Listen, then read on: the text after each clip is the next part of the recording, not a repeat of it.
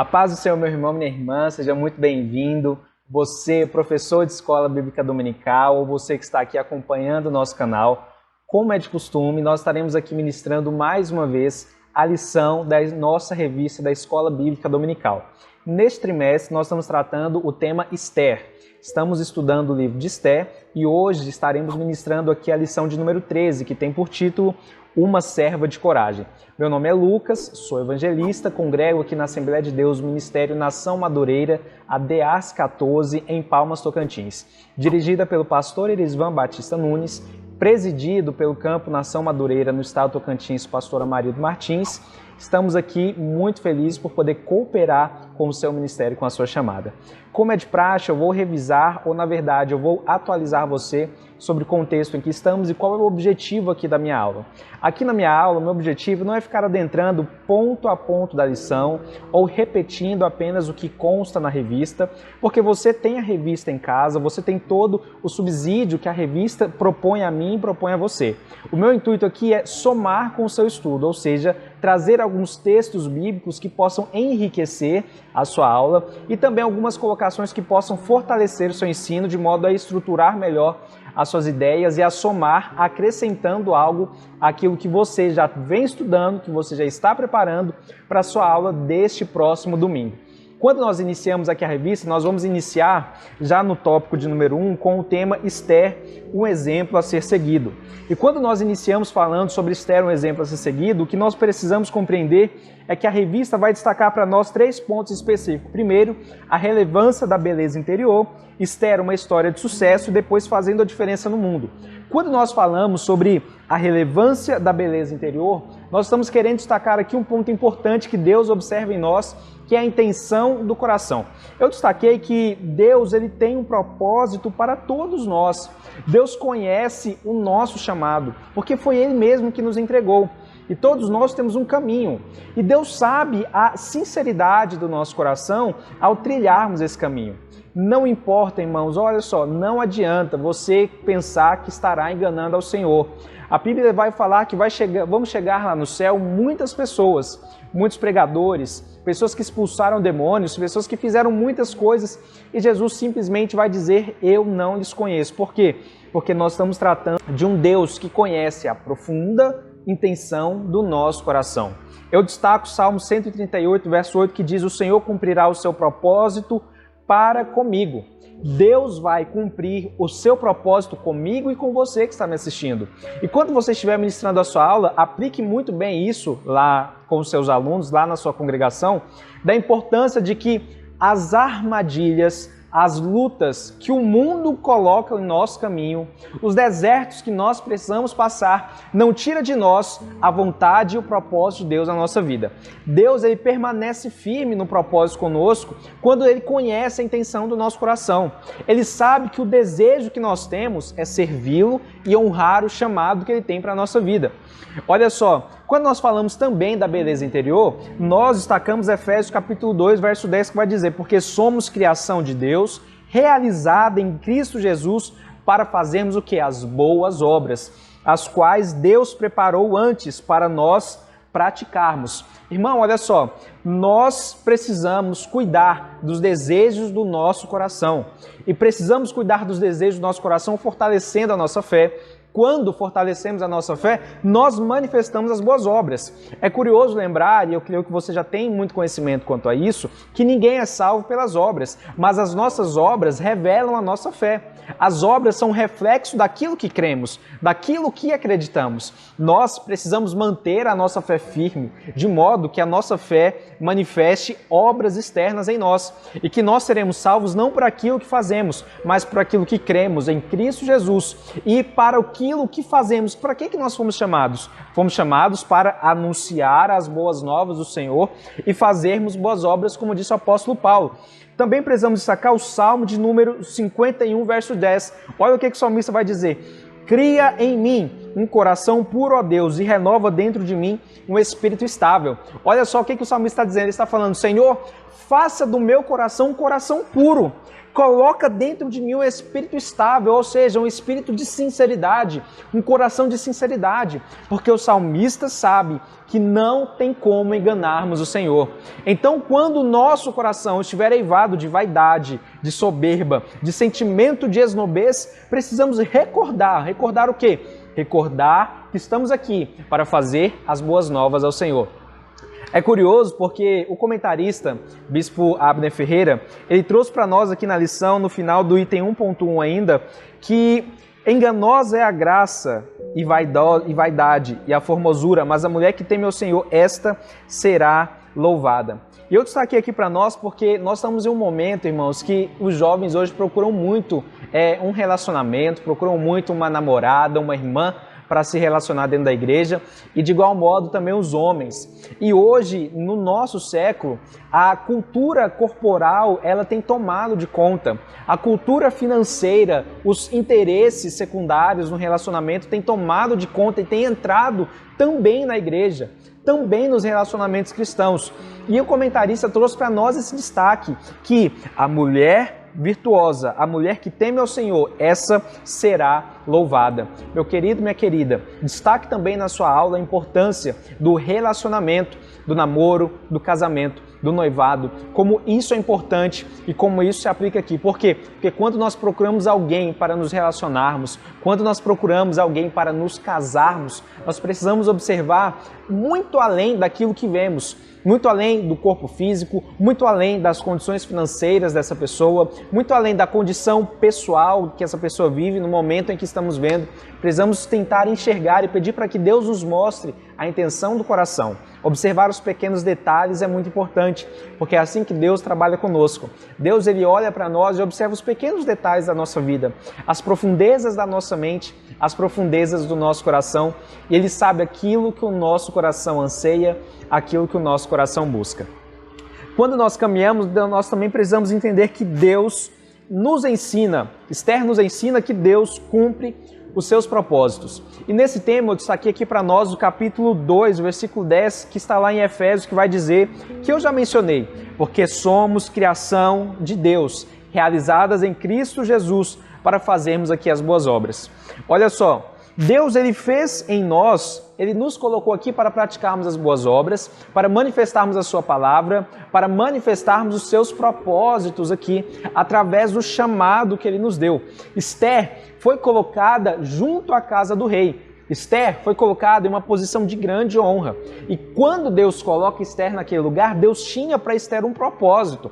Deus sabia a perseguição que viria, Deus sabia o levante que viria contra o povo judeu, e por isso Deus coloca Esther naquele lugar para que ela fosse o instrumento de Deus junto com Mardoqueu, para dar a estratégia ao povo, para que o povo de Deus fosse liberto, para que o povo de Deus fosse, na verdade, livre daquela perseguição ou livre daquela sentença de morte que Amã havia travado contra Mardoqueu e contra o povo do Senhor. Então todos nós temos um propósito e Deus, ele sempre cumpre os propósitos de nós, os propósitos dele, na verdade, em nossas vidas, quando nós nos colocamos na presença dele, na vontade dele. Esther, olha só, Esther poderia muito bem, sou rainha, estou na casa do rei, tenho muitas servas, tenho muitas posses financeiras, tenho uma posição de honra, ela poderia muito bem se esquecer de tudo, se esquecer da vida dela como filha de Deus, como israelita, como judia, ela poderia muito bem viver a vida dela. Todavia, Esther nos ensina que quando Deus nos coloca em posições grandes, quando Deus coloca em nós grandes honras, é porque Deus há de fazer através de nós grandes obras para cumprir um grande propósito. Não pense, meu irmão, que você que está aí nos acompanhando, se Deus te colocou em uma posição de honra no seu trabalho, na sua profissão, se Deus lhe fez prosperar financeiramente, se Deus te colocou em uma posição grande de muitas posses ou de muita autoridade, Ele não fez isso para te honrar, Ele não fez isso para dar poder para você, Ele fez isso para que você possa ser um instrumento dele para cumprir um propósito. E sempre o propósito de Deus na nossa vida sempre está relacionado a abençoarmos pessoas, a fazermos algo que vai além de nós mesmos, porque o propósito de Deus sempre envolve muitas pessoas além daqueles que Deus colocou para cumprir o propósito. Esther foi colocada ali com um chamado, e ela cumpriu o chamado e o abençoou todo o povo de Israel através da posição que Deus havia colocado ela.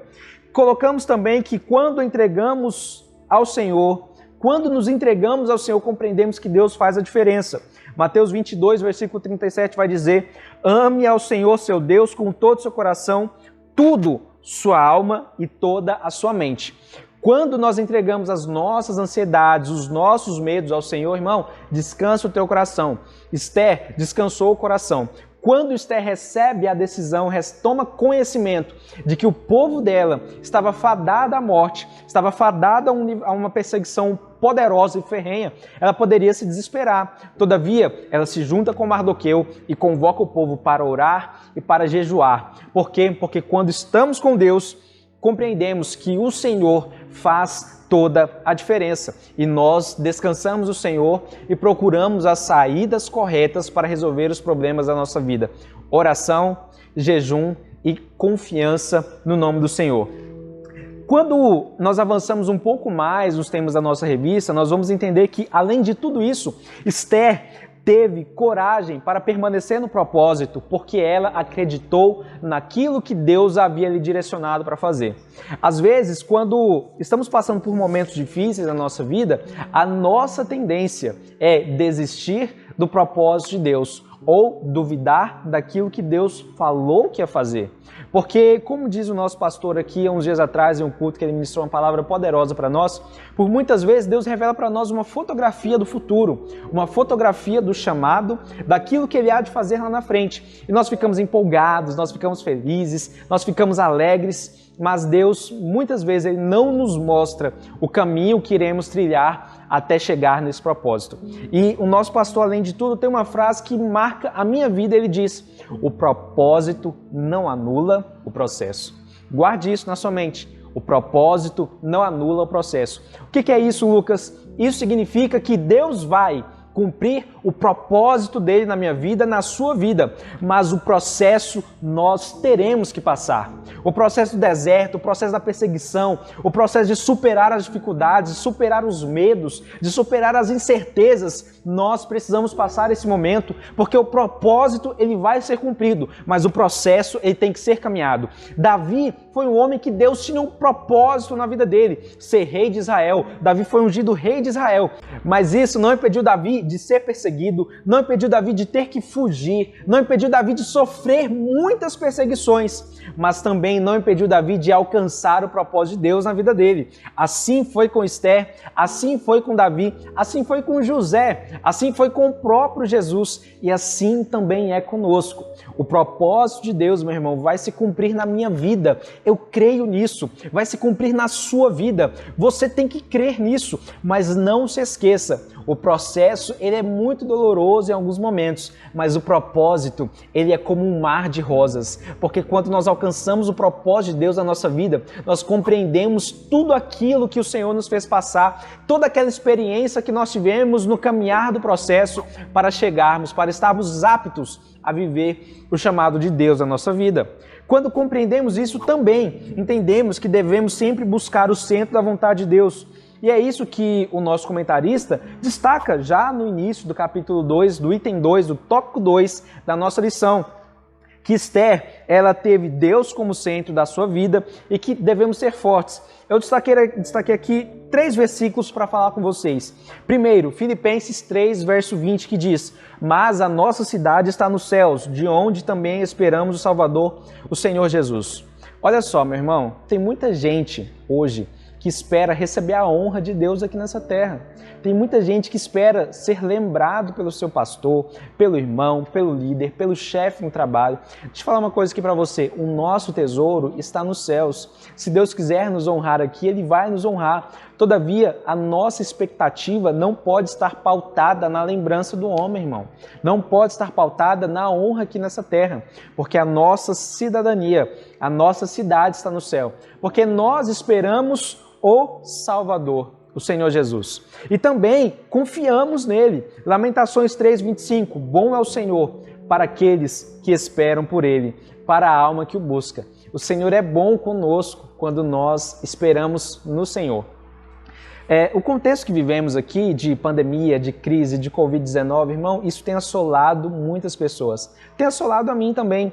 A gente tem medo, nós temos insegurança, a gente não sabe o que fazer, a gente não sabe para onde ir, não sabe se pode ir ao mercado, não sabe se vai ou se não vai, a vacina que vem, que não vem, e quando vem a gente não sabe se vai dar para todo mundo. Irmão, isso tem assolado a mente de todos nós, todo mundo está com medo, isso é natural, isso é normal nosso.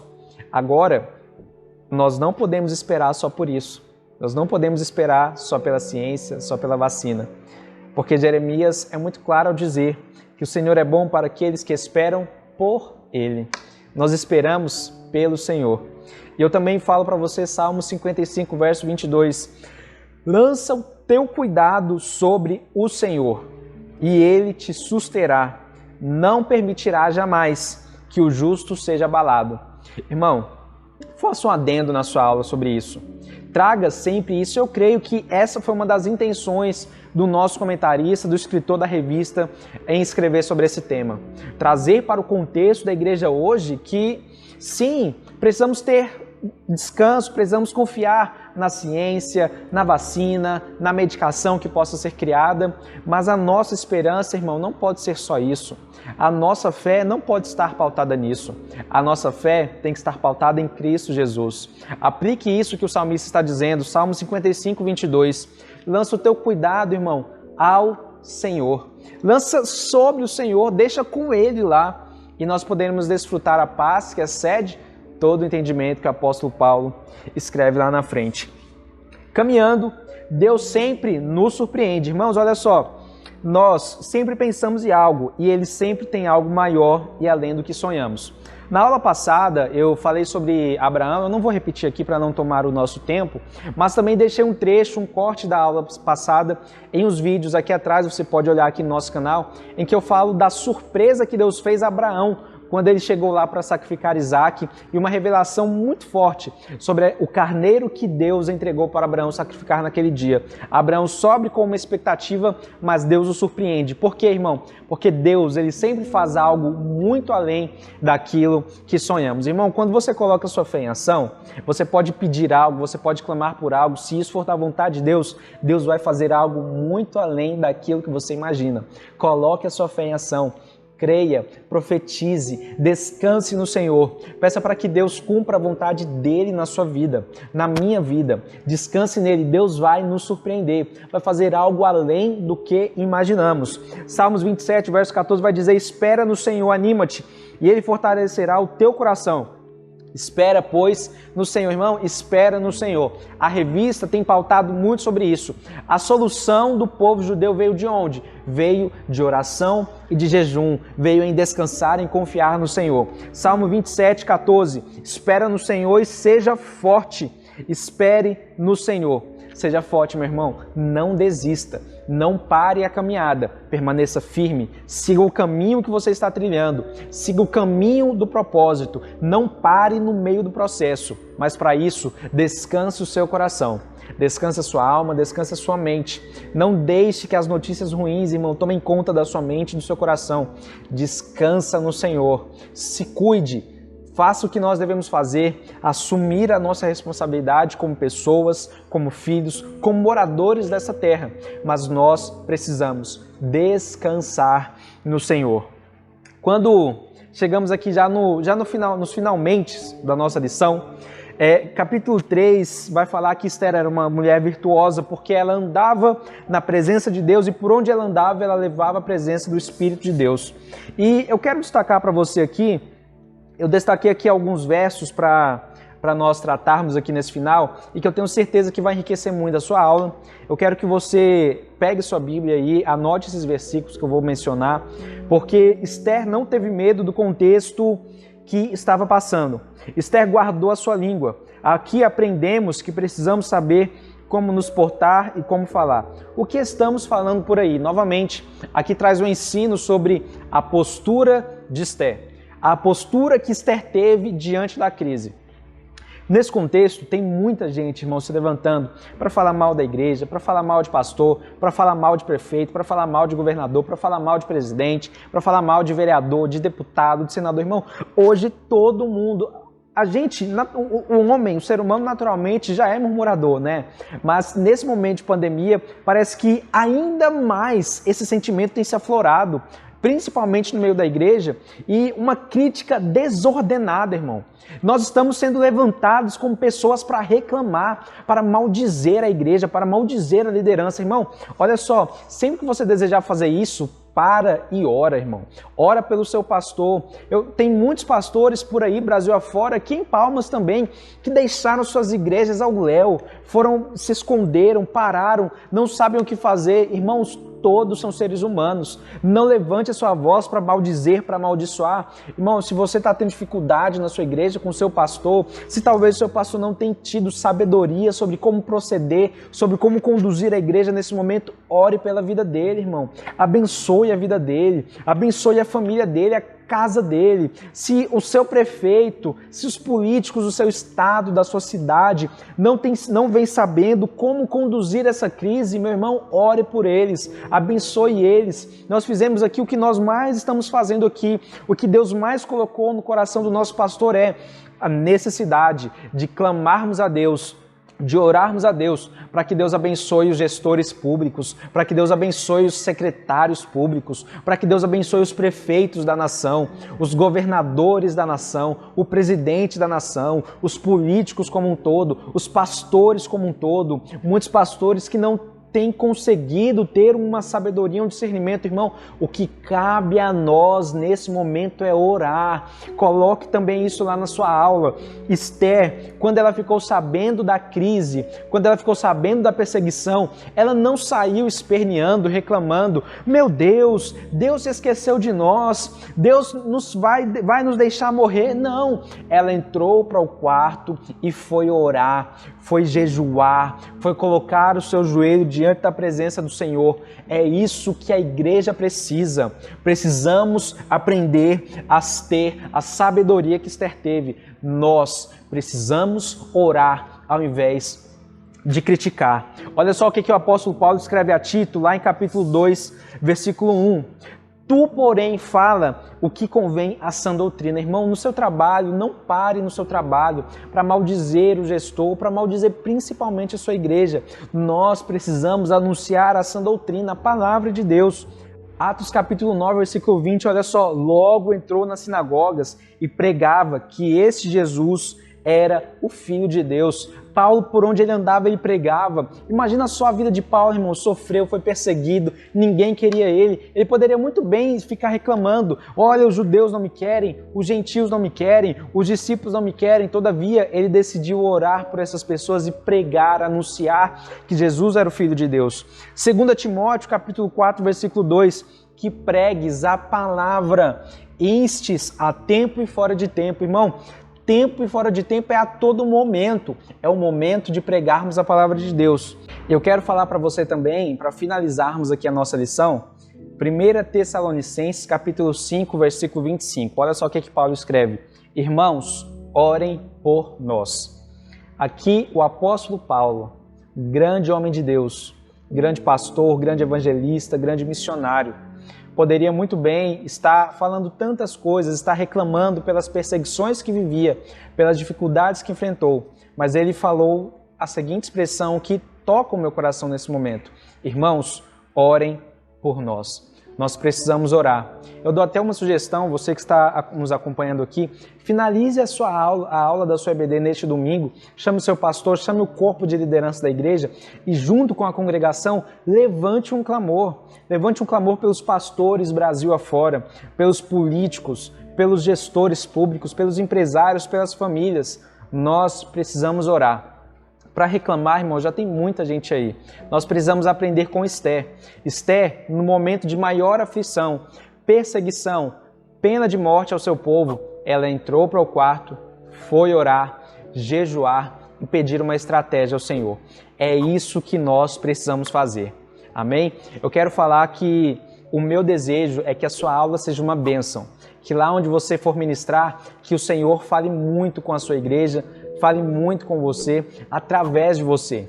Não se esqueça de curtir aqui o nosso vídeo, de compartilhar esse vídeo, de se inscrever no canal, de comentar aqui embaixo sugestões, o que você achou do vídeo e de acompanhar também os nossos vídeos anteriores. Como eu falei, temos aqui uma série sobre o poder da oração. A oração, irmão, tem muito poder e eu tenho certeza que a oração é o que vai nos direcionar nesse momento de crise. Que Deus te abençoe. Não deixe de acompanhar o nosso canal. Na próxima semana, mais um vídeo sobre a lição da EBD da revista Betel, em nome de Jesus.